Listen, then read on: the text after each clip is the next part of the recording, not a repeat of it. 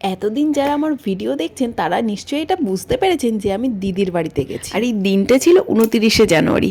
আজ দাদা আর দিদির ম্যারেজ অ্যানিভার্সারি, 9 বছর হয়ে গেল।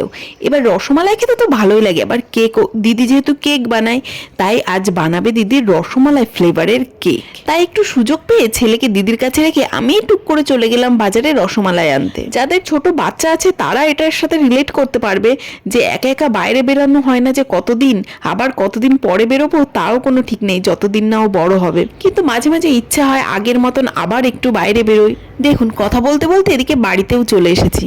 তবে সত্যি কথা তো এটাই যে আমার মতো হয়তো অনেকেই এখনো পর্যন্ত জানে না যে কেকের এত ভ্যারিয়েশন আছে। আর এই রসমালাই ফ্লেভারটা আমি ফার্স্ট টাইম ট্রাই করব।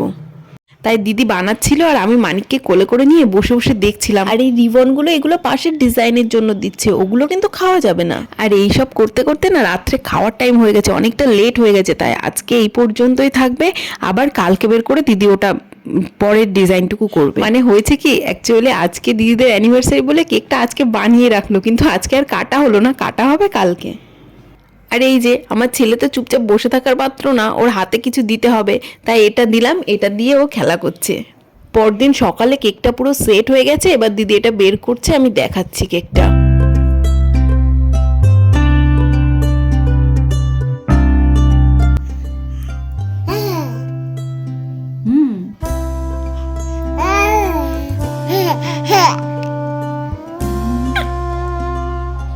কাল রাত্রে তো আর তোলা হয়নি, রাত্রে হাফটাই খাওয়া হয়ে গেছে, বাকি এইটুকু আছে। সকালে আমি আবার নিয়ে বসেছি খেতে। তাহলে আমি এটা খেয়ে নিই, আর আপনারাও সাথে থাকুন, ভালো থাকুন, সুস্থ থাকুন।